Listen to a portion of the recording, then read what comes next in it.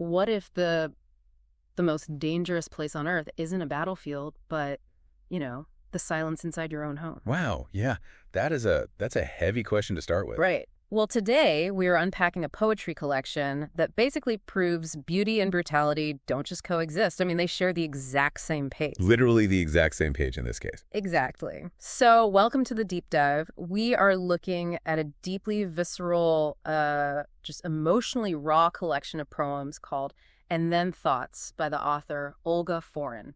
It's an incredible work. It really is. And, I want you, the listener, to just imagine holding the physical version of this book in your hands for a second, because you would see this incredibly jarring visual setup. Oh, the juxtaposition it's wild. Right. Because on one side of the page, there are these incredibly serene photographs, like a rooster just standing on the pavement, or a winding mountain road cutting through rocks. Delicate pink cherry blossoms, too. Yes. Images that just make you want to exhale, But then on the opposite page, sitting directly next to that peaceful visual, is a text so heavy it almost gives you whiplash. It really does. It is a striking visual argument before you even read a single word. Because, well, we constantly try to categorize our experiences. Oh, totally. Like today was a completely good day, or this was an entirely tragic event. Exactly. Labeling things neatly. But the author is forcing us to acknowledge that life refuses those neat categories. I mean, the serene and the horrific are happening simultaneously. Yeah, side by side. Right. And to fully grasp how she maps out this emotional landscape, we really have to respect the architecture of the collection. So our mission for this deep dive is a bit unique. Right. Tell them how we're doing this. We are going to analyze a selection of her poems strictly individually. We're exploring each piece entirely on its own merits, without ever bleeding the verses together.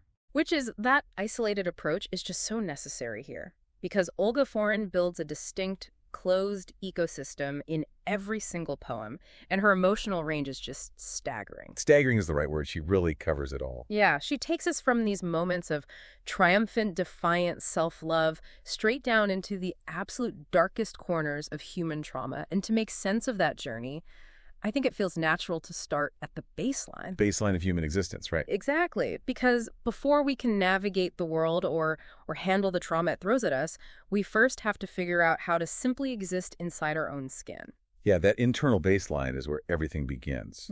We focus so heavily on our external achievements, or our public identities. Well, always. But the quiet, mostly unacknowledged process of just forming a self, that is the core mechanism of survival. And that process is the focal point of the first poem we are exploring today, which is titled, It Happened. It's such a brilliant piece. It is. In this piece, Olga Forin sets up a stark contrast between massive, unavoidable external events and the quiet internal progression of the speaker.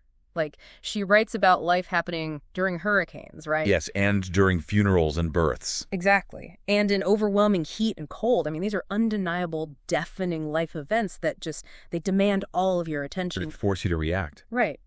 But she anchors those external events against an internal state, noting that her personal evolution is happening, quote, while impoverished, in wealth, in joy and happiness, while confused, insane, and sane. It's just so powerful. The mechanism she is describing there is the relentless, unstoppable forward motion of time and self. Yeah. And it's fascinating because the poem makes no attempt to offer a solution. She doesn't tell you how to control the hurricanes or prevent the funerals. No, not at all. The speaker is essentially acknowledging that the self doesn't pause its formation just because you are in pain or confused or feeling entirely unmoored from reality. The self just keeps accumulating data. It keeps forming. It reminds me of a time-lapse video of a tree growing. Oh, I like that. How so? Well, in real time, if you just stand there staring at a tree, it looks perfectly static, right? You can't perceive any growth. But in a time lapse, you see the external weather is violent and chaotic. Right. You see the seasons changing rapidly. Exactly. You see storms bending the branches backward, lightning flashing, snow burying the roots, and then a scorching sun baking the leaves. The environment is raging.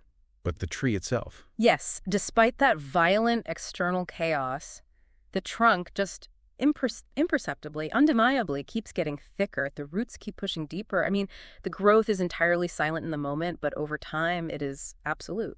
That time-lapse analogy perfectly illustrates the underlying logic of the final stanza here. She writes, I grew, I learnt, I blossomed. I happened, I became me. I happened. That is so profound. It really is. And notice the specific phrasing there. She frames self-actualization not as some sudden magical epiphany on a mountaintop. Which is what we're always sold. Yeah. Right. Exactly. Modern culture loves to sell us the idea of the breakthrough moment. But Olga Forn is rejecting that completely. She is arguing that becoming yourself is simply an accumulation of survival. Yeah. You become a person by enduring the heat and the storms long enough to look back and realize you haven't been washed away. Well, if we accept that this self-actualization is a quiet, internal process of survival, the immediate question becomes, what happens when that fragile, newly formed self actually has to walk out the front door? Right, because at some point you have to interact with society. Exactly, a society that demands you fit into a recognizable box. Which requires adaptation, or honestly, more frequently, camouflage. When we step into the societal arena, we start putting on masks to manage the unpredictability of other people. And that pivot from the internal self to external performance, that is the driving force of the next poem titled Mimic. The pacing in Mimic is a total shift. It totally is. It's so different. She uses a rapid-fire list of deeply ingrained cultural comparisons. The speaker claims they will laugh like a Lebanese, sing like the Vatican choir, anticipate disaster like a Puerto Rican, and be as narcissistic as a Russian. Just boom, boom, boom. Right. It's an unrelenting catalog of human behaviors reduced to their most recognizable stereotypical essence. She is intentionally accelerating the tempo there to mirror the overwhelming nature of society. I mean, she touches on everything from the specific way we pray like an Arabian to the way we drive like an Italian. Yeah, it's exhausting just reading it. That's the point, I think. It forces the reader to confront how heavily we rely on these cognitive shortcuts. We use stereotypes because understanding the vast, nuanced reality of every individual we meet is mentally exhausting. But, reading through that rapid-fire list, I really found myself questioning her intent. Because the tone is tricky to pin down. It is definitely layered. Yeah. On a surface level, you could read it as this vibrant celebration of global diversity, like a sort of homage to all these distinct ways of being human. But given the broader context of her work, it feels much more cynical to me. Cynical in what way? Well, it feels like a critique of how we use these cultural tropes as costumes, because we are terrified of actually showing up as our unvarnished selves. Like, is she saying we are just mimicking each other because authentic connection is too dangerous? The author actually provides a brilliant, sharp answer to that exact question in the final line of the poem. Oh, the shift at the end is crazy. After all these relatively common observations about cooking like a Jamaican or vacationing like a Parisian, the poem just slams on the figurative brakes. Yeah. The definitive concluding line is, I will be certain God is on my side, like an Israelite. And that completely recontextualizes everything that came before it. It really does. It immediately elevates the poem from a playful observation of global quirks into a much heavier commentary on human tribalism. Because of the certainty aspect. Exactly. By ending on the concept of divine right, the unquestionable belief that the creator of the universe favors your specific group, she exposes the underlying danger of these masks. It's no longer just about borrowing a cultural dance to fit in at a party. Right. It's about how we adopt rigid tribal identities to justify our absolute certainty and, by extension, our righteousness over others. We use those identities as armor. If we can adopt a mask of total certainty, we never have to face the terrifying reality that we are all just making this up as we go along. And tribalism inherently demands boundaries. If you have an us who is divinely protected, you inevitably created them who is not. The people left outside the boundary. Exactly. That concept of who belongs, who is protected, and who gets left behind is the central tension of the next area of her work we need to explore. We are moving from these broad global observations into a highly specific, intense critique of American societal movements. Okay, yes. And before we dive into this next poem titled Did You Not See Me, it's really important to frame how we are going to look at this. Because the themes here touch on deeply fractured racial histories and modern political movements, specifically feminism. And I want to explicitly say to you, listening right now, we are acting strictly as impartial observers, mapping out Olga Forn's emotional landscape here. Right. We are exploring these highly charged cultural arguments through her specific lens. Exactly. We are absolutely not taking sides or endorsing the political or social viewpoints expressed in the source material. Our goal is just to understand the mechanics of the argument she is constructing on the page.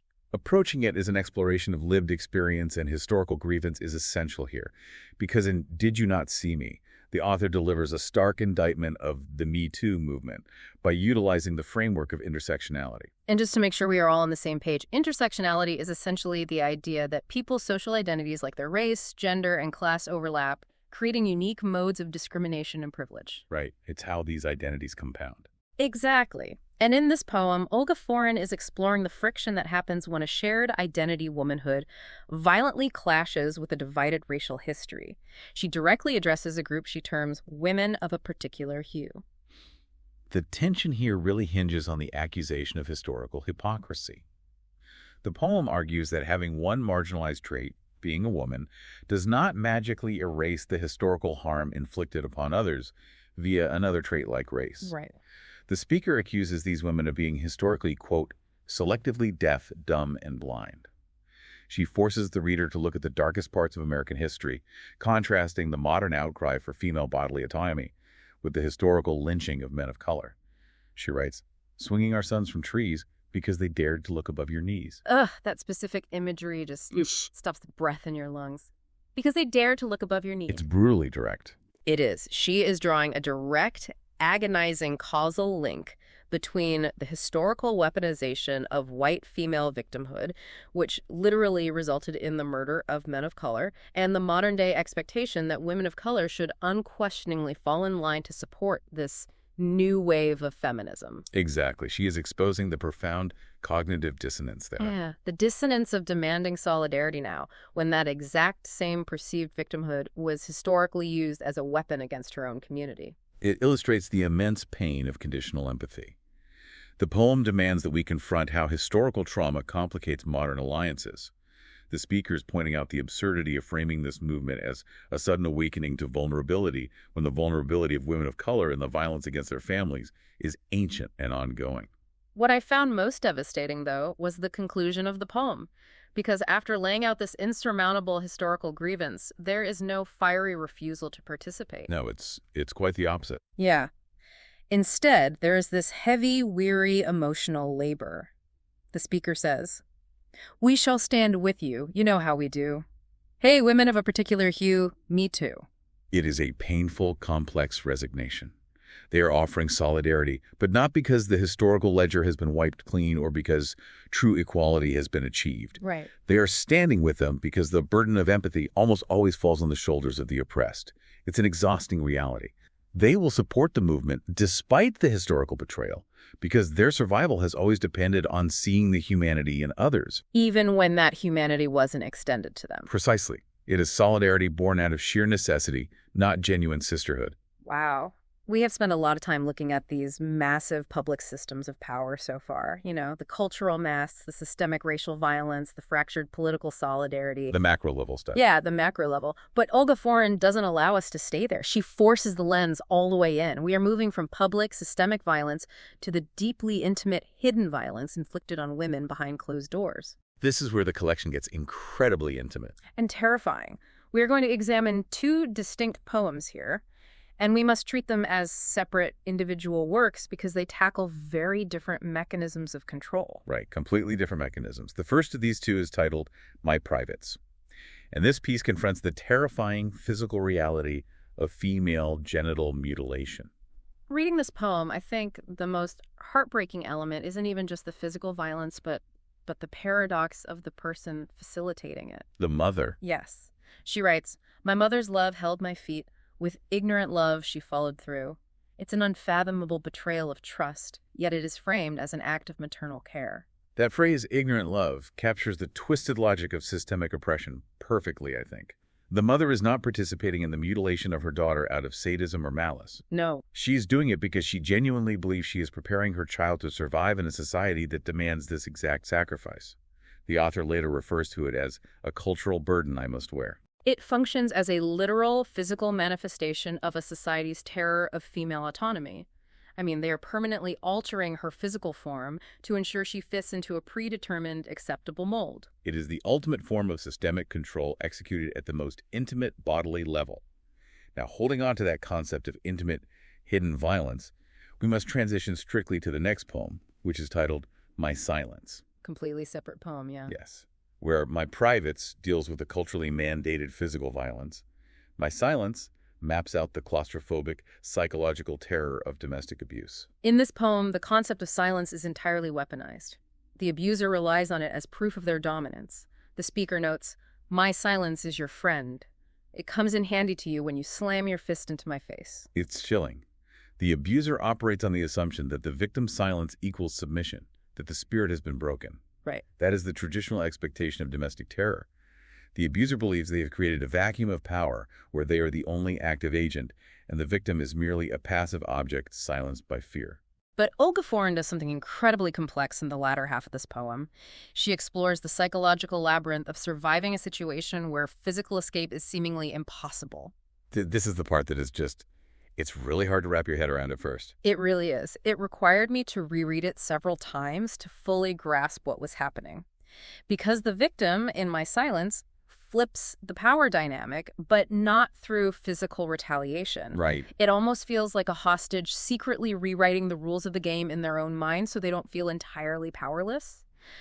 The speaker reveals that their silence isn't just fear, it is a calculated tool used to pretend to be afraid. Yeah. And that pretending manages and controls the abuser's rage. It's a survival tactic. Yes. And then she takes it a step further.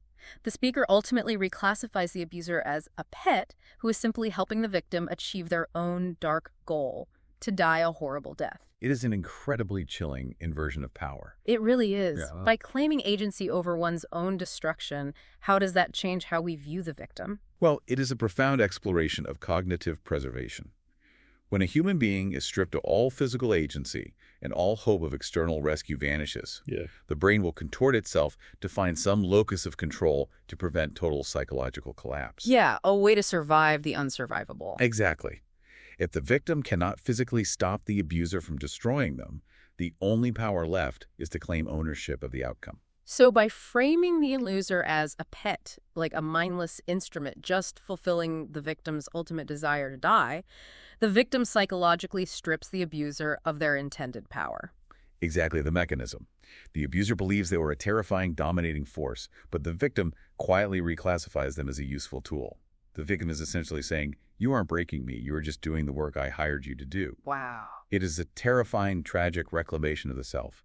It shows that even in a situation where literal survival is off the table, the human mind will build a fortress out of its own despair just to maintain a sliver of autonomy. And that brings us to a massive pivot point in this collection. Because we have navigated through unimaginable darkness here, we've unpacked societal betrayal, cultural mutilation, and inescapable domestic torture. We really have. It's a lot. It is. And the overarching question that lingers after all of this is, how does a human mind, subjected to all of these overlapping systems of violence, reconstruct itself? If you survive the hurricanes, the cultural masks, the historical trauma, and the abuse, what is left of you? The answer the author provides is the emotional resolution of this entire journey. The mechanism for survival, after all external systems have failed or betrayed you, is a radical, unapologetic, almost militant self-reliance. Which brings us to our final poem for this deep dive, titled I Did Me. And let me tell you, the tonal shift here is monumental. It's like night and day. It really is. The speaker in this poem has an unbelievable amount of swagger. After cataloging all that pain, they declare, "I did me so well, I thought I was divine." I love that line. Right. It makes me think of an architectural concept. When a building survives a massive earthquake, you don't just patch the cosmetic cracks. You retrofit the foundation. Oh, absolutely. You install base isolators. You engineer the structure to be entirely self-sustaining for the next shock. This poem is the speaker realizing they are now structurally impenetrable. That concept of self-sustaining architecture is highly relevant here. Because if we connect this back to the very first poem we discussed, It Happened, the narrative arc completes itself. Oh, right. The quiet accumulation. Exactly. The person who endured the hurricanes and the funerals, the one who silently gathered data while the storms raged, has not only survived, but they have recognized the magnitude of their own survival. Yeah. They have become their own fiercely protected deity. They say, "I surpassed myself." They didn't just survive the trauma, they consumed it and used it as fuel to forge something stronger. There is this incredibly vivid imagery of the speaker looking at their own reflection in the mirror and doing a kiss and tell. They are literally flirting with their own resilience. They state, "Through thick and thin, I had my own back." Because, as we saw in the previous poems, relying on society or cultural sisterhood or intimate partners, that was a gamble that often resulted in violence. So they became their own savior. They became their own savior because the position was vacant? It is the ultimate testament to the absolute resilience of the human spirit, the capacity to endure horrific, multifaceted pain and emerge on the other side, not as a broken shell, but as a being who recognizes their own divinity. That is the core triumph Olga Forn presents to us. Yeah. She argues that the self is not something that is easily destroyed. It is something that adapts, hardens, and eventually learns to worship its own scars. Which brings us right back to the beginning. You're holding this physical book. You look at those serene, peaceful photographs, the rooster, the winding mountain road, the cherry blossoms. The quiet moments. Yeah, the quiet moments.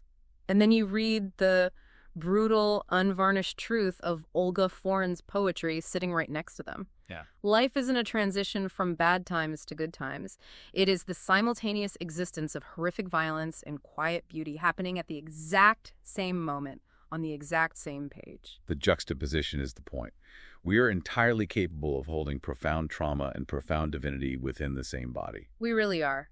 As we wrap up this deep dive into And Then Thoughts, we want to leave you with a different angle to consider. A final thought for the listener. Exactly. We spent a lot of time today talking about survival, the masks we wear to navigate society, the historical trauma we carry, and the militant self-reliance required to rebuild after the storm. But it raises a deeply challenging question about the future. It does. If our solidarity is only born out of shared exhaustion, and our self-love is only forged as a defense mechanism against trauma, what happens when we finally win? Think about your own life right now. If we spend our entire lives engineering ourselves to survive the absolute worst of humanity, will we even know how to recognize or connect with genuine peace when it finally arrives?